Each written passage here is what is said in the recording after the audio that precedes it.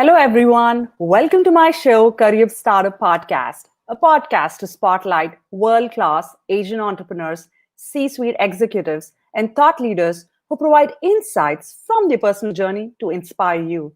And this is your host, Priyanka Komala. I'm here with another exciting and fabulous episode of Curryup Startup Podcast. Before I unveil our special guest, I'm going to remind you to hit that like button or the share button and subscribe on all the channels that you're viewing. Please follow me, Priyanka Komala, and a Curryup Startup Podcast page on LinkedIn for your LinkedIn live notifications. We're also on YouTube at Curryup Startup Podcast, where you can set up email reminders for all our upcoming shows, as well as our exclusive specials. We're also on Twitter at Pod Startup. All right, with that being said, we have a very interesting guest on our episode today. She majored in journalism, politics, television, and here she is spreading creativity through improv. Coonoor Behal, the CEO of Mindhatch. Welcome to the show. Hi, thank you so much for having me. Thank you so much, Coonoor. And we're super excited that you're joining from Seattle here in the US. Yes, thank you. Yeah. And remind me, where are you calling from? I'm calling from Washington, D.C. Oh my gosh. Okay, yeah, I used to live there for a long time. Okay, great. Yeah. That's pretty awesome. I have never been to Seattle, but it's a beautiful place to be. It's gorgeous. I mean, right now is one of those stereotypical rainy days, but I have to say the stereotype, it doesn't live up to the stereotype. The weather here is actually a lot better than people would let you think. So, but today is one of those very rainy days. So that's pretty fabulous to know. Coonoor, I'm super excited to have you on the show because, as somebody who is a business owner herself and who deals with a lot of interesting aspects of, be it putting certain things in your life, going after your passions, and being so level-headed. I'm so inspired by a lot of things that you do. And that's one of the reasons I wanted to bring you onto the show so people can get to see how you can really go after things that you love doing and be successful in your own rightful way. Yeah, well, yeah, thanks for that. I mean, I'm sure we'll dive a lot deeper into that, but I have to say it's something that I wasn't always capable of. I definitely grew up being a perfectionist and just kind of very used to being good at things, which I think had the unintentional effect of making me risk averse to things that I didn't know I would already be good at, like improv. And so I wasn't always that way, but I definitely became that way. And I think I didn't, hindsight is 2020, right? And so I didn't really notice that becoming a part of my character, like the ability to quit and view that as a positive thing until after I had a couple of quits under my belt. And I really started to kind of strongly identify with like, oh, wait, this is good. This is how I'm making my life what I want it to be. So mine's definitely one of like not being born that way, but I think kind of learning when the chips are down that sometimes that is the best option. That's the best part of transformation we all want to love from. And I'm really excited because having someone who is an improv pro on my show, and I'm super excited to see how the freewheeling conversation is going to go about. Yeah. Well, we always say like everyone is an improviser. Like every conversation you have with someone, you're doing a lot of improv things like responding and reacting and active listening, and you're using your associative brain, and so this might be just like a human to human conversation as opposed to a human to improviser conversation. But yeah, it's definitely something that I think because I enjoy all those things about improv, it also makes me enjoy like fluid conversations like the one we're going to have. So. Super cool. To our listeners, I wanted to remind you, please drop in a quick hello and where you're tuning from so we get a chance to see you as well. So put that comment in the comment box. And we have an exclusive special with Coonoor. She's going to offer a free exclusive one-on-one mentoring session for one lucky winner who's going to ask a question or leave a comment. So let's see if we can get somebody on the show with an awesome question. If not, we'll keep it open after the show release as well. So Coonoor, thanks so much for spending your valuable time in connecting with our guests outside of the podcast. No problem. I love doing that. Like I have a whole separate Calendly event just for that because I enjoy doing it so much. And people reach out to me at random to have those kinds of conversations. So I'm always happy to do that. So awesome. With that being said, I'm going to give a wonderful overview of who Coonoor is. So Coonoor is the founder and CEO of Mindhatch, which is a Seattle-based company that specializes in getting companies and organizations better results with creativity. She's an expert in design thinking, organizational improv. I'm really curious about that. Innovation facilitation and diversity and inclusion. And she has lectured in improvisational leadership at George Washington University School of Business. She's also received the prestigious GovLab Public Sector Innovation Fellowship while she was an innovation consultant at Deloitte and was named a Starting Block Fellow back in 2010. She's on the board of advisors for the Tombolo Institute at Bellevue College's Design Thinking program and on the board of directors of Street Entrepreneurs. Some of her clients include Starbucks, Capital One, YWCA, and SAP Concur. Coonoor, such an impressive profile, and I'm super excited on three specific things which I wanted to highlight with our listeners. One is the way Coonoor thinks about quitting. I'm going to talk a little bit deeper about the context behind quitting. But she had a very interesting quote that she shared, which is, quitting isn't impulsive or it's not an act of failure. It's a strategy and it's progress towards what you really want in your life. And that's something that I'm going to delve deeper into our podcast as well. And a couple of other things that we'll be highlighting as part of our show is, if you're a company or an organization, we always think that creativity may not be part of our expertise, but you can get better results with creativity, and Coonoor shows you the way. And the other aspect is, can you really find joy when you're giving up on certain aspects of your life? And that's a very human-to-human conversation, right? So those are the three key highlights that we're going to talk about, as well as unveil the real side of Coonoor as well, the fun things that she does. And, it's going to be a super exciting conversation. You might find that there's no not real side of me. So, yeah. And that's what the podcast is about, right? Yeah, Dig deep to see if there's some aspect that you may not have realized. Yeah, totally. All right, so let me get started with this, Coonoor. Having seen your work, one thing that comes up is you always take a yes approach to life, and that reflects in your business as well. Tell us a little bit more about how do you have this very positive mindset in life?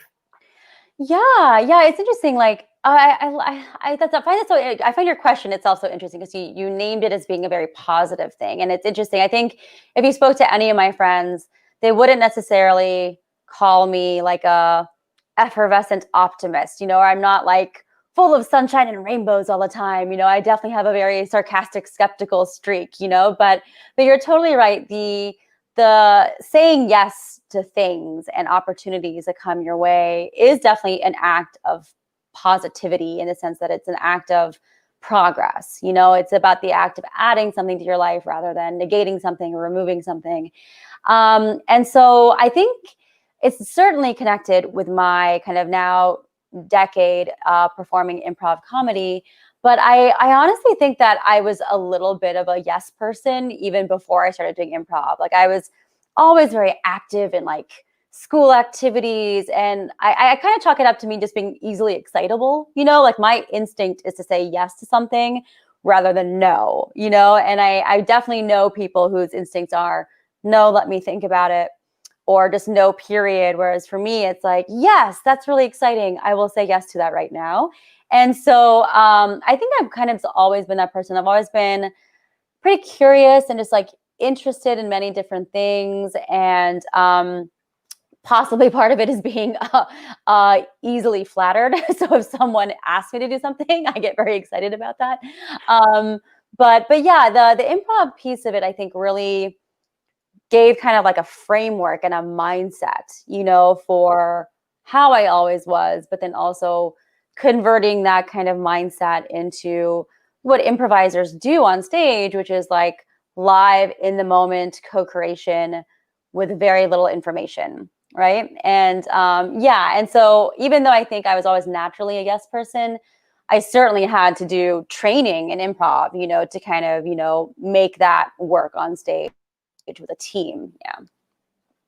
That's awesome, Coonoor. Thanks so much for giving us a little more context behind how you arrived to saying yes on certain things. I'm going to acknowledge some of our listeners who've tuned in. There's Anu Bhat, who's tuned in from Princeton, New Jersey. Hey, Anu, welcome to the show. Hi, Anu. So here's something that I'm very curious about with Mindhatch. Mhm, You're one of the rare firms that is equal parts business and creativity mhm, because you balance strategically the real world requirements with the what if possibilities. mhm. How did Mindhatch hatch itself? Yeah. I honestly owe a lot of it to my time at Deloitte Consulting. So my kind of story into innovation is pretty circuitous. So my first career after graduate school was in international nonprofit development. So I was working at an NGO. I did not have a good time with the culture and the morals of of that industry. And so something that I thought I was going to spend the rest of my life doing ended up being barely 2 years, right?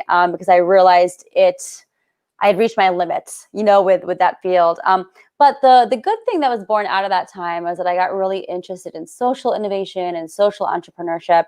And that's what really led me to think, oh, I should get some private sector experience, and so I went to Deloitte Consulting to do that. And my initial goal was, I'm going to go get some business experience, and then I'm going to take it back to the social sector again.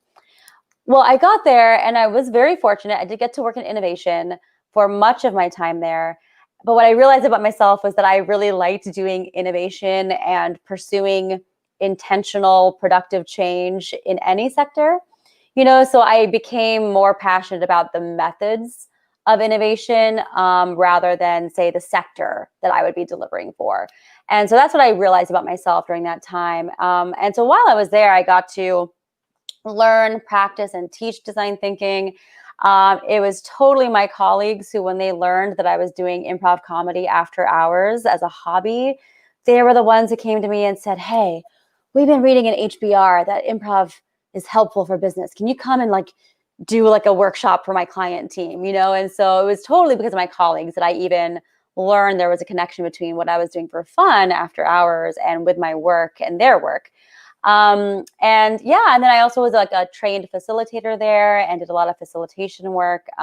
So really a lot of the things that I do through Mindhatch were things that I started to do from a professional development standpoint while I was at Deloitte. So I definitely owe a lot of credit to my time there and being able to discover these things and really discover that I was passionate enough about them to want to leave and do it full time. That's pretty awesome. And I'm so glad people took notice of your improv skills. Yeah, it was funny. I wasn't even, as I say, out of the closet to my friends. I didn't tell my friends that I was doing improv for a year and a half because I was terrified of people who knew me coming to see me perform.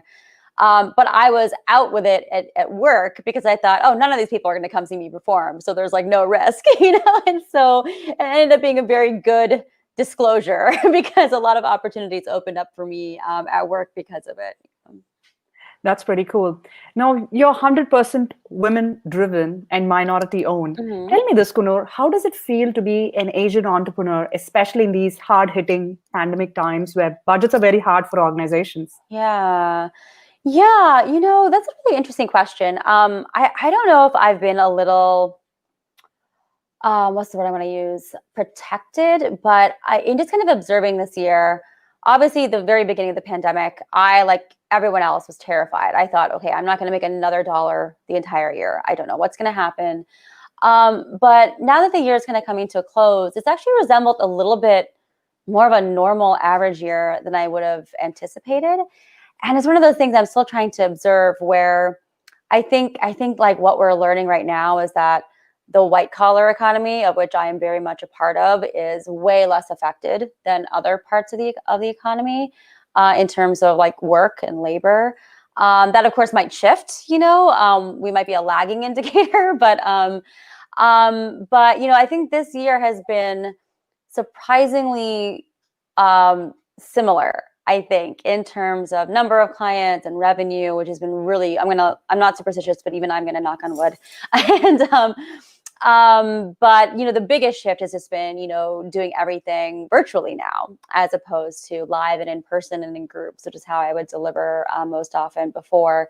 But I think this is a reminder for me that honestly, I wanted to found Mindhatch because it really felt like the only way that I, as a woman, as an Asian American, I felt like working for myself was going to be the only way I could ever work in a meritocracy, And so I think I'm grateful for that this year, especially, that even though, yes, owning a business is risky, you have to be comfortable with uncertainty, financial and otherwise, it's still like in my control. I'm still not, victim to the whims of somebody else, or an organizational structure that's not necessarily built around, lifting up diverse voices, and so I think this year honestly has been just like, I feel very grateful that I am working for myself. Yeah. That's a great mindset shift in terms of having a stable job and a career. But when you have times like these where layoffs are just the norm, Yeah. I'm so glad you've pivoted into, a career where you're in control of where you want to see yourself grow. Yeah, definitely. And I think that is like, I mean, even in my previous careers, there were like pay freezes and hiring freezes. And, we're going to go to like a bonus only model, but like bonuses get taxed far more, than your base salary. And so there's just a lot of things where it just felt like, oh, there's way too many people and options to like toy with my livelihood, and so I feel like, with Mindhatch, it's like if I have a bad month or a bad year, it's on me, it's on me to problem solve. It's on me to figure it out. And I don't, have to be, subject to the capriciousness of like other people's ideas. So as an entrepreneur, what do you say to yourself during uncertain times when you have these low moments as to where your next business is going to come from? I am definitely, what's coming to mind right now in the moment, it's kind of silly, but in Finding Nemo, the character of Dory, she's like, I love it. just keep swimming. I know, I love the Pixar movies. That's kind of how I am, for better or worse. I'm not necessarily advocating that everyone be as much of a busybody doer as I am, but I really get relief and a sense of security in kind of taking action. Like I'm definitely not someone who needs to sit and think about something for 2 weeks before taking action. Like for me, like in times of uncertainty or stress, it's like a cause to like just take action on something. Like just keep feeding the beast, as I often refer to my company as, and so I think that's how I really manage it. It's like, okay, I believe that continuing to experiment and continuing to put things out there and continuing to do the work, is going to snowball and is going to work, even if it's not like an immediate ROI like tomorrow. It's building a foundation for something that's going to make things easier, a year from now or 3 years from now. And, I'm currently in my 7th year of having Mindhatch, and so I also feel lucky that I'm a little bit more mature in the business at a time like the pandemic. If I were in year 1 or year 2, it might be a different story, but I really feel like this year especially is really bearing the fruit of the previous year's labor of kind of doing that, feeding the beast, and just continuing to do that no matter what happens. I love the go-getter spirit that you have, Coonoor. And I can relate to what you're saying because I'm someone who always needs to do something rather than just sit and, feel resentment about something that's beyond your control. Yeah, definitely. Yeah. It's a real it's funny because we used the word control earlier about, why I wanted to like have my own business, but I'm also not like a very controlling person, like I love to delegate things. I started Mindhatch because I like to collaborate with people, not because I want to have everything on my shoulders, so it is this interesting juxtaposition of controlling the things that you can control, but also having that liberation of like knowing what you can't control, right? And like not worrying about that because you can't do anything about it. And so kind of focusing on what you do have influence over. That's pretty cool. And I want to put a quick reminder for our listeners who are just tuning in. Please drop a hello and where you're tuning in from. And drop in a question or a comment as we go through this episode. And one lucky winner is going to get a free exclusive mentoring session with Coonoor. So put your thinking hats on for that. Coonoor, something that I'm really curious about is the remote teamwork. That seems to be the norm with the pandemic. Yeah. What are you doing through Mindhatch to help organizations really get more productive with remote teams?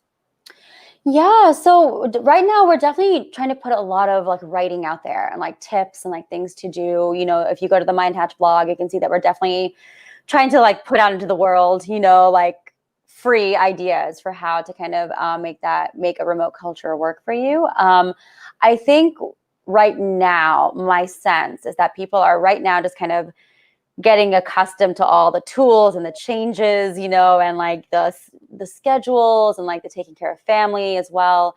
And so I think the next level is going to be kind of, okay, just because we're no longer in an office, we still have a company culture, like that still is existing. And so what can we do to influence it in a positive way? And how does it need to be different than now that people are all remote compared to like being in person, And so we're just kind of like doing some consultation with clients in that way and giving some kind of like advice on things to think about, maybe like, ways to assess what the culture is like, really kind of tap into like talking to your employees and engaging them in the process, So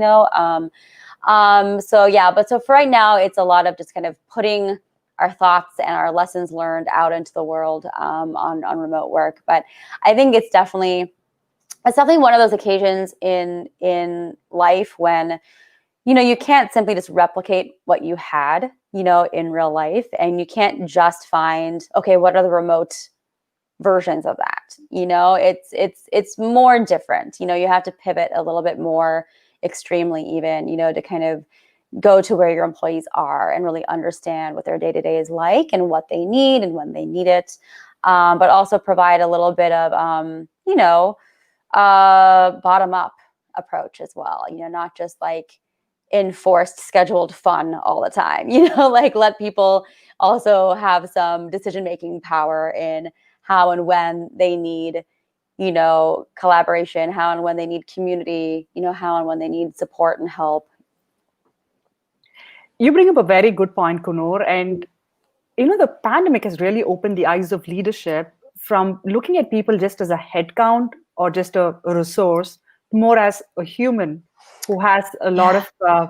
of, adjustments you'll have to do to adapt to this new normal. Yeah, yeah. I know that phrase like new normal is so interesting. Like we're also hearing a lot about when we get back to normal. And it's like, well, where we were before the pandemic wasn't working for a lot of A lot people of people, either. right? It's just that we were I not vocal about it. know. Yeah, yeah, definitely. I mean, I am not a parent, but I have so much admiration and awe for people who are parents at any time in history, let alone during a pandemic. I don't know how anyone does it, and so the normal before was not working either, and so if I can be so bold as to say that something positive can and should come out of this period in our history, I really hope it is about, what we refer to as work-life balance, right? Or like, getting rid of some of the artifices of working in an office. I think so much of why we work in offices and how we work in offices, I have observed, are still just really rooted in like an older economy that most of us no longer work in. It's like a factory widget mentality, and like we're not, at least in white collar professions, we are not assembly line workers, but there's still so much that has been borrowed from that kind of work that still exists, and so I'm hoping that the pandemic serves as kind of like a positive disruption to really think, okay, how are we going to be different afterward, as opposed to how quickly can we get back to what we had before? Because what we had before, especially in America, is not tenable. I love that analogy that you brought about. We're not assembly line workers. And that actually made me think because we consider that as the norm. And Mm-hmm. I think this pandemic has really, helped us open our eyes into the fact that, there's gig economy. People want to do more freelance. People want flexible schedules. And this is just a nice way to bring all of that into a cultural change at organizations. Yeah, and it's kind of like, how might you replicate that sense of autonomy, but like while being a salaried worker? Like how can you, yeah, yeah. And sorry, my dog is walking behind right now. I just want to say, yeah, I wanted to introduce, is that Nikka? This is Nikka. Yeah, this is Nikka. Hi, You want to puppy. say something about Nikka? I know he's a Bernese Mountain Dog. Oh, yes, yeah. She's a Bernese Mountain Dog, and she's the love of my life. Yeah, I was away from her for like 2.5 weeks until yesterday. So yeah. Hey, come here. Come here, Nikka. Yeah. It's nice. It's nice to have special guests on our show as well. Yes. So Yeah. Here she is. hey, Nikka. Hi. We're Hi. actually super excited to have Nikka wag her tail as she walks around. So. Yeah. I know. At a certain point, it looks like it's my tail that's wagging, just from the perspective. Yeah. You know what? Actually, that I'm going to agree with that. She's happy, so Yeah. why not? Yeah. She's a happy puppy. Yeah. So tell me this: organizational improv. Mhm. That's the first time I'm hearing a word, and I know it's also trademarked. Tell us a little bit more about what it means, and then the other aspect I wanted to dig a little bit deeper is how does that play a critical role as part of diversity and inclusion at organizations? Yeah, definitely. So, organizational improv is kind of my and Mindhatch's phraseology for bringing the behaviors and skills and mindsets of improvisational theater and improvisational comedy to the workplace. So it's also known by the professional organization of people who do what I just described. Using improv for things that are not performance. Is called applied improvisation. And so that's kind of like the global professional organization that I belong to. And, in that group, you have people who are doing kind of corporate training. You have people who are doing improv in hospitals. You have people who are using improv for like disaster preparedness and crisis relief. So a lot of different applications for improv. So organizational improv is just the Mindhatch term for bringing improvisation into the workplace, corporate, nonprofit, whatever it is. And what it tends to look like for us is, doing professional skills building and skills training. We have used improvisation as the teaching and learning methodology to train teams in customer service, in leadership skills, in innovation and creativity skills, being better collaborators. And oftentimes it's a push to kind of change the culture of work among a team or within an organization. So improv can be a very good asset and a really good behavior modality, to kind of motivate your people to have, but also reward them for having it. So yeah, we do a lot of that. We also have some other kind of more programmatic kind of uses for improv. So using improv as kind of a behavioral interviewing method for when you're assessing candidates for a job position. And then we, of course, are also, as of this year, using it for diversity and inclusion results as well. So let me ask you, how are organizations receiving organizational improv as a training methodology? What's the kind of reception that you're getting from them? Yeah, so I've been doing it for like 7-8 years. Like I said, I started doing it at Deloitte actually. And I think the attraction to it is definitely that it is different and it is experiential, So I think for sure, training in companies has evolved a great deal, but I think it's still what we think of is, an expert or a lecturer or a trainer coming in and like going through some PowerPoint slides, and it's very kind of one way, passively received, and it's, I'm going to be very simplistic right now. I don't mean to insult people who are experts in this, but it might end up being kind of the equivalent of like, oh, I'm going to tell you how to do this better, but not show you or give you the experiential, experience of actually doing it. So improv is definitely attractive to clients because it is experiential. It's a transference of really useful skills, but also, as I always tell clients, like the team building aspect of it always comes along for the ride. Like even if you're working on something very serious, team building will come as well. So you really get this like group energizing spirit. People are being authentic and vulnerable in the moment. They are collaborating in the moment. They're really having an opportunity to embody the optimal skills and behaviors that you want them to have afterward. And I think that is sometimes rare, in a training environment. But improv, that's the only way you can do improv. It's just you have to do it, And so it's by nature very experiential and experimental. And so I think that is definitely the allure, that the delivery method is very different and unique from what people usually experience. But also it's a very like human to human kind of like learning, like you are interacting with your peers and looking them in the eyes, and getting to know them, as opposed to maybe sitting in a classroom style and staring at a PowerPoint slide, and so it's very engaging in that way for a group as well. Yeah. I love the methodology that you use, especially for your delivery, because I've sat in a lot of training sessions, and most of the times it's a PowerPoint slide or you have a worksheet where you're given a specific amount of time to just do it all by yourself. So it's impressive that it's more like real world conversations. Yeah, it is. Yeah, it's conversation. It's also kind of taking people through activities, right? So very activity based. And one thing that I think is a line in the sand that I have drawn for Mindhatch is that, a lot of potential clients, they're really nervous. And the thing that makes people the most nervous is, oh, am I going to have to perform or act in front of my colleagues, And there definitely are, corporate trainers out there who do have groups do that. I, from day one, has said, no, like I'm not going to make a workplace team do improv scenes or be characters or watch each other while they wait for their turn. Because in my mind, I'm not being brought in to do improv with your team to make them good improvisers. Like they don't need to be good at improvising on stage the way that I do with my teams, that I play with after hours.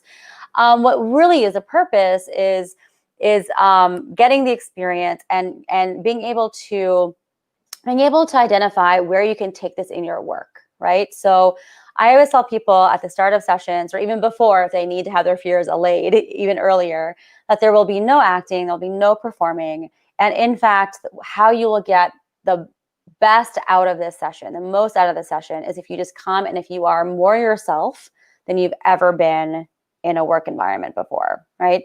So it's even the opposite of like acting, we don't want you to act. We want you to just be yourself, and be yourself and see what shows up for you, see what things are challenging for you, see what things are easy for you. And then we really work as a group through like debriefs to identify like, okay, in your workplace context, where can you as an individual or where can you as a group really start using these skills and using these behaviors. And because they've had the experience of doing it, they have the positive connotations with like the results that can happen from it. What is one advice you would have for organizations to embrace improv as part of their work culture? Yeah, I think my biggest tip would be to make it a ritual, like make it, do it with some regularity, whether that regularity is once every 6 months or once a week. Just make it a part of your culture. I think I certainly very happily work with clients who we want like a 4-hour session at our retreat, and great, awesome. We can definitely do some really wonderful things in that 4 hours. But if you are really, really serious about changing your culture, right, and setting a new, different, and better tone, I think you really need to do it as a practice. I think what I'm usually fond of saying is that, if you went to one yoga class, you wouldn't then declare yourself a yogi, right? You wouldn't declare yourself like a guru of yoga. It's the same thing with improv. If you do one workplace improv experience, you're not like an expert at knowing how to apply it, right? So it really is this like iterative behavioral change, that you want to seek out. So that would be my one recommendation, is to really look at it seriously as an iterative experience and a ritual that you might be able to add. Thank you. That's a great way to look at things. And I'm going to remind our listeners, I'm curious to know, what do you feel when you hear the word improv? Like, do you feel nervous or anxious about it? And what's that feeling that stops you from actually performing or embracing this as a ritual? So please drop in a comment about your challenges when you hear the word improv. Now, the best part about this is your book that's coming up soon. I Quit, The Life-Affirming Joy of Giving Up. And to our listeners, it's going to be published by New Degree Press in April 2021, and it's currently available for pre-sale. Now, Kunur, I wanted to ask you, you've interviewed a lot of people about the joy of giving up. Tell us a little bit about the book. Yeah, so the book is definitely a personal passion project that really came to my mind years ago, and I never thought I'd do anything with it. And then just kismet happened earlier this year, and I got the opportunity to like get some support in writing the book. But the genesis of the book is it's kind of twofold. So we referenced earlier that like my own life, especially my career, has really benefited from having the self-knowledge and self-awareness to like know when to leave something behind, and each quit that I made was propelling me exponentially closer to where I wanted to be, right? And so I knew that about myself by the time I had quit my job at Deloitte to found Mindhatch. Now, when I started Mindhatch, which actually I started in Washington, D.C. when I lived there, I didn't know what to do. I was like a first-time entrepreneur, and I was like, let me just talk to as many people as I can, So I would go on so many just like kind of coffee chats with people. And I don't know if this is a DC thing. I kind of think it's an American thing. But when you're meeting someone for the first time in a work context, you kind of just do like this recitation of your resumes, like, oh, I did this, and then I did this, and now I'm doing this. And I found myself like probably rudely interrupting the person I was talking to whenever they would say, oh, then I quit that job, or then I left that city.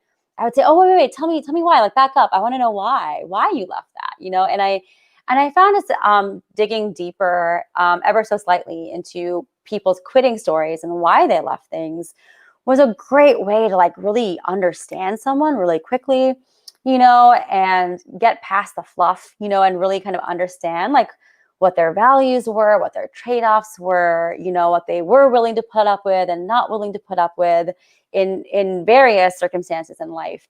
And so I was really just tickled by like hearing people's quitting stories, and so the idea was kind of born from those experiences as well as my own. And I kind of figured there's got to be more people like me out there, who have quit and not felt the stigma or the shame that the society, places on it. Or even if they have felt the stigma and the shame, they've done it and they've been way better off for it, And so, so the book, I Quit: The Life Affirming Joy of Giving Up, is a collection of stories. So I interviewed over 30 people about their quitting stories, spanning jobs and careers, friendships and relationships, stories about quitting identities, stories about quitting places, quitting aspirations, and quitting habits. So those are kind of like, at least right now in draft form, the sections of the book.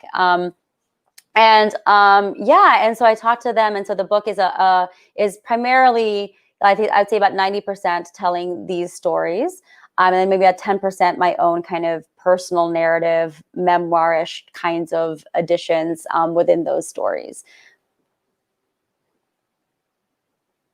That's pretty great, Kunur.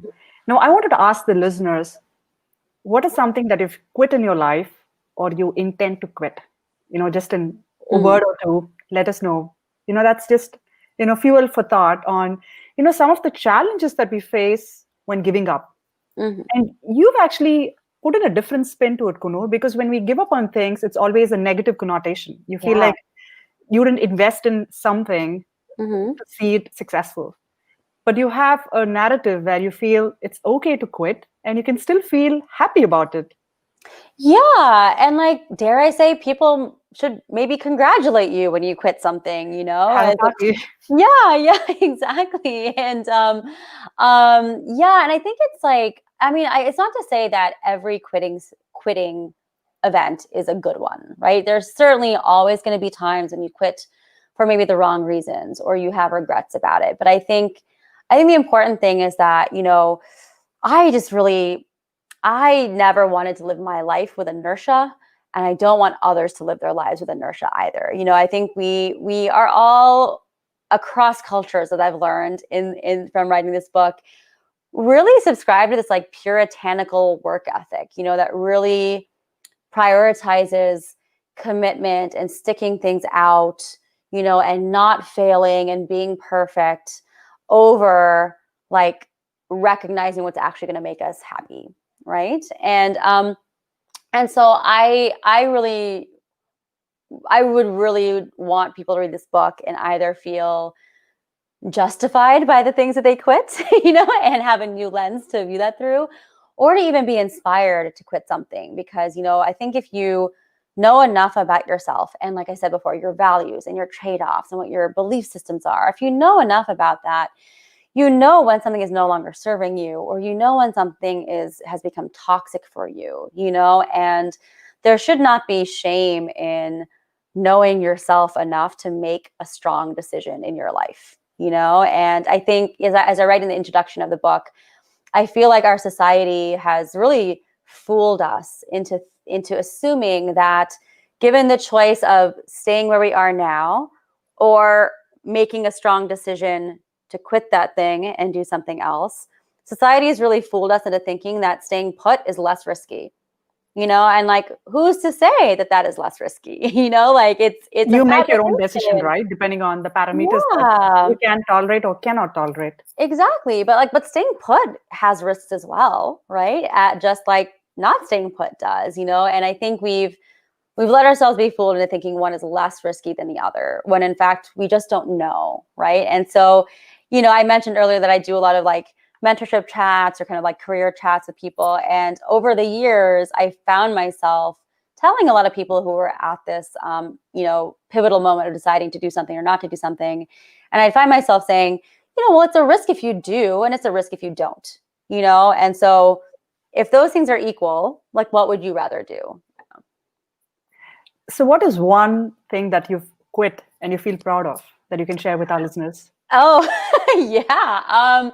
I'm proud. I'm honestly proud of almost every one of my quits. I think honestly the one that is most recent is also the most personal. So I actually quit my marriage in the past 1 year, and I'm quite proud of that, as I think I, left it on the table, did what I could to make it what I needed it to be, but have not shed a tear since making the decision. I think it was because I had this profound sense of who I am and what I need, and yeah. So I'm quite proud of that, because that also kind of flies in the face of a lot of other societal and cultural practices, and and I think just shows. Well, it was a good reminder for me that I have a lot of self-worth and self-esteem, and I'm proud of that moment, mostly because, unlike previous relationships, it did not make my self-esteem or sense of self-worth diminish. Yeah, I was able to retain that throughout the whole time. Yeah. We're so proud of you, Coonoor, for Oh, sharing that thanks. personal Yeah. moment Yeah. as well. And it Yeah. gives a lot of inspiration to people, depending on the situation that they're in, because self-worth is very important in all our lives. And Yeah. if you don't consider that, who else is going to do it? Right. Yeah, exactly. Yeah. And I think it also ties in with, like, I've always been someone who's very much like, if you don't ask for something, you're not going to get it, and so I've always been very clear in like what I need, and so that like allows me to have like no regrets around almost all of the quitting stories that I have had. Yeah. That makes us realize you only have one life to live. So why don't you live a happy life based on what you Yeah. want to get out of it? Yeah, yeah, it's really interesting. I think like I think we hear a lot of times like, oh, life's too short. And I remember I remember a moment when I was like telling my older brother about, me deciding to get divorced.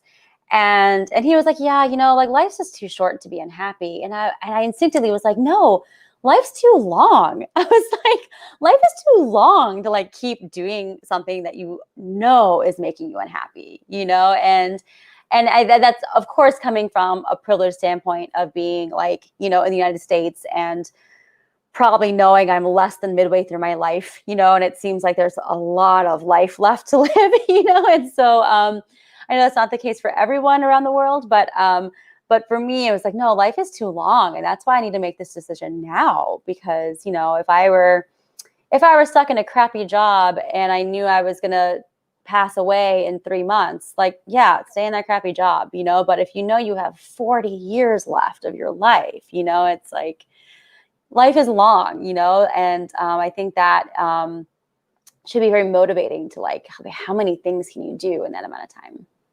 It's all perspective. And I'm so Yeah. glad you've made moves that are more valuable to you. Mhm. Yeah, for sure. All right. So to our listeners, I've posted the link to the book. It's iquitbook.com. So you can get some sneak peek exclusively about Coonoor's upcoming book, and as well as get some free resources as part of the process. Yeah. If you sign up at iquitbook.com, I'll be kind of sharing some kind of exclusive things about the book and from the book, and also asking for your help on important things like what should my book cover design be? I would love input on that as well. And the pre-sale should be beginning in about a week or so. I'm still kind of waiting to hear from my publisher about what I need to do to set that up. But I think the goal is within the next week, the book will be available for pre-order as well. Thank you. We're super excited for the book. And it's a perfect reminder for our listeners to like us on LinkedIn, our Curryup Startup Podcast page, so we can continue to stay in touch with Coonoor as well as get to know her upcoming book and be the cheerleader squad for you as well. No, thank you so much. That's wonderful. Yeah, it's definitely, I have a publisher, but the kind of the marketing and promotion is definitely a one-woman job. So I definitely appreciate any audience and community support. Hey, that's why we're here to support you and Thank you. amplify Asian voices. I wanted to acknowledge a couple of quick comments from our listeners as we've been going into this improv mode of freewheeling conversation. We spoke about improv itself, and there are a couple of comments on that. So it's from Janani Rangarajan. Hey, Janani. Very unique and exciting concept, organizational improv itself. Anu Bhat says, I think of theater and do have fear of stage presence. What is one tip you can give to Anu on this? Yeah, so I think, having taught improv for a long time as well, the fear of public speaking or presenting is often what brings people to like a first level improv class, because they want to get more accustomed with speaking off the cuff and used to their voice, you know? And so I think there's definitely one, I know you're not alone, that a lot of people do have that fear. And I think, you know, having used improv to kind of train people in presentation skills, a couple of things come to mind. One is just know your content. Like if you are the expert on what you're presenting on, what improvisational skills can help you with is I think a lot of our fear in presenting is that we're going to screw up what we've prepared, right? And so I think if you just know your content so well and you have confidence that you know your content, improv can really help you be okay with if like the slide doesn't work, or if you forgot to say something on the previous slide. You know, it allows you kind of to adapt in the moment and have that kind of fluid communication and still get all your points across, even if it wasn't in the way that you planned. So I think that's what it can give a lot of confidence for, is just that, okay, if everything else goes to shit, I'm still okay because I have these skills and I have this knowledge. So yeah. Thank you for those wonderful tips for Anu, and hope you find them useful, Anu. Yeah. We also have Rubinia Borge, who's joining us from Denton, Texas. Hey. And Janani has a couple of comments about improv. It's very challenging because one, you have to be very spontaneous, two, be very funny and creative. But I love people who can do it because it's very impressive. Yeah, definitely. It definitely does require spontaneity for sure, because you kind of don't have any choice, right? It's like the epitome of being able to take action in the absence of complete information. And on the be funny thing, you know, it's interesting, you know, in the style of improv that I do, which is called long form improv, we actually do a lot of work in like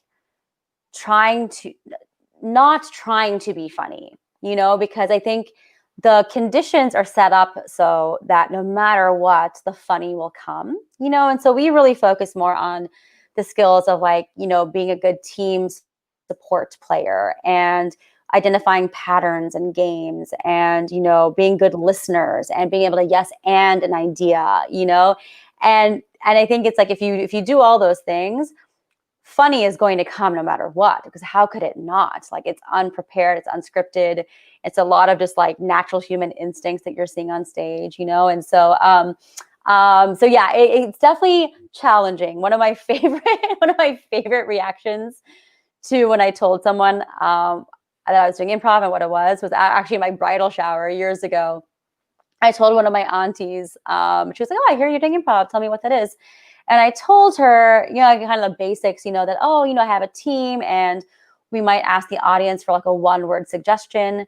And then using only that suggestion, we'll build a world and characters and scenes and, and make it funny. And she just had this like stricken look on her face. And she was just like, why would anyone do that? Like, that was her reaction. And I was like, I don't have an answer for you. When I describe it, it does sound like so challenging that you're like, why would you put yourself in that position? But it's also very magical, and it's wonderful to work in a team that way, where like the assumption is you are going to support each other and you really work to build that skill. Right. Collaboration is key. Yeah. Thank you, Janani, for that awesome comment as well. We have a fun rapid fire round as we are nearing the end of the episode. Okay. Are you ready for it, Coonoor? Oh my goodness, yes. I mean, no, but now I am. Yeah. Yeah. It's always nice to watch improv or stand-up comedy from a distance, right? So now I have a face-to-face conversation and I can actually, figure out how this works in real time. So you tell me the first thing that comes to your mind when I say the following in one word: role model. Oh. Question mark. That's what comes to mind.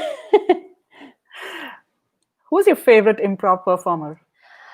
Oh, there's a lot. There are some really, really, really good performers, especially in New York and LA. By name, I'm going to go ahead and say Thomas Middleditch. He was also like the lead role in the HBO show Silicon Valley. He's what me and other amateur improvisers have always said, like, improv famous, because before he got famous, he was like very famous amongst our kind of tribe of people. And so, yeah, he's pretty incredible. Yeah. Thank you, Janani, for that question as well. What does success mean to you? Success to me means autonomy and freedom. Yeah. What does happiness mean to you? Laughter. What is one fun thing about you that you haven't shared with anyone and it's exclusive to our podcast listeners? This is hard because in other settings, my one fun thing is that I do improv, but this whole conversation was about me doing improv. A fun thing about me. Oh, okay. Well, I can actually see it on my screen. So I love building Lego sets. So yeah, these are not moving boxes. These are just Lego sets that I bought in the pandemic and they got too busy to build. So I have kind of like a backlog of Lego sets to make, and one right off screen you can't see right here that I haven't finished as yet. Yeah, so I really, really enjoy getting those like Lego sets that are for adults that are like 3,000 pieces, and you make something that you like want to like display, or at least I want to display it. So yeah, that's something I like to do. Yeah. What better way to instill creativity? Yeah, it's this really nice thing because, like I mentioned earlier, I'm a little bit of like a busybody. My mind's always working, and so I really like Legos because it's addictive, first of all. So I can kind of like put everything aside and not be multitasking and just focus on this one thing, but still get that like joy and fun and also that like sense of accomplishment, And so it's a kind of like meditative, yeah. I know it's very therapeutic too. Yeah, yeah. One final question: what is your native language, and one word to describe Coonoor in her native language? My native language is English, but my dad spoke Punjabi, and my mom speaks Hindi, and so the word I'll use is maybe a Punjabi word. I don't know. It was my nickname from the time I was very young, which is Pataki, which means firecracker. That's a wonderful way to sum up this episode. The firecracker Coonoor, who's humble, who knows what she wants, and is very invested in her self-worth, and then giving back to the community by instilling creativity.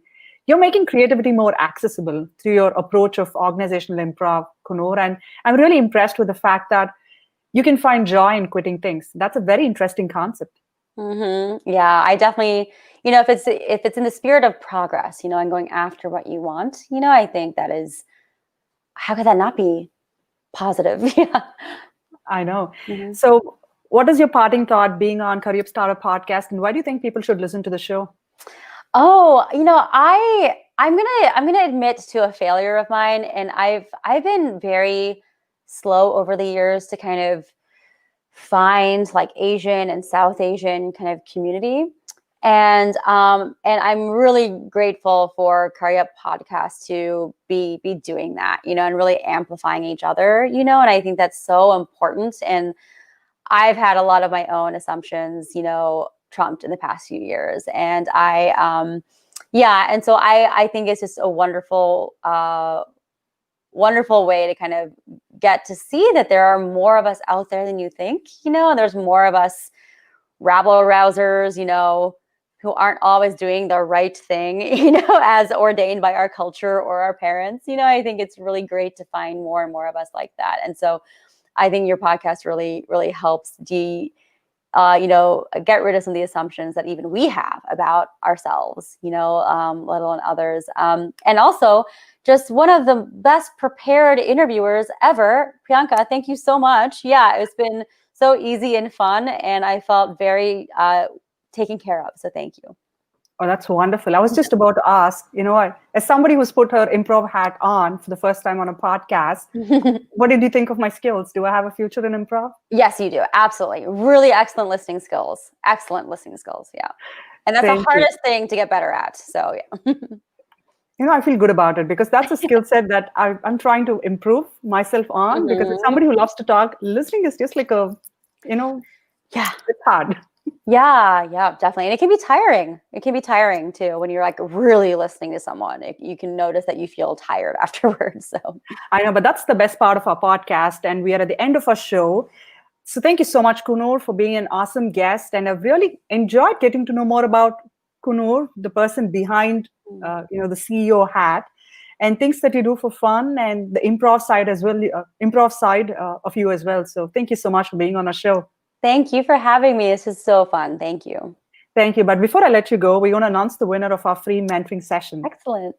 Drum roll. Are our listeners excited for that? And I'm looking at the list of comments to figure out who that lucky winner is going to be. Who can benefit from your mentorship? Let's go with Anu Bhat. Oh, great. Hi, Anu. For a thoughtful question about, how do you really embrace improv? And I think it'll be a great session for her to get to know more wonderful tips about it as well. Yeah. Anu, I so look forward to chatting with you. And maybe we can even do some practice improv activities during our chat. We would love that. Yeah.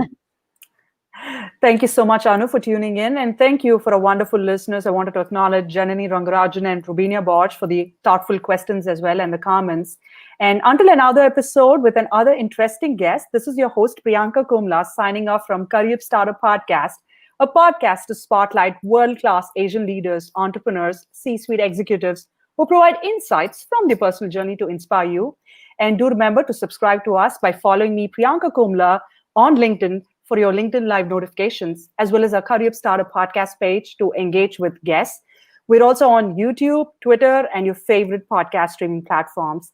And I wanted to acknowledge that Anu Bhat is also looking forward for that free mentoring session. So until another episode, which is going to happen tomorrow at noon Eastern, feel free to check out our other episodes on our different podcast streaming platforms, as well as our website at priyankakomala.com.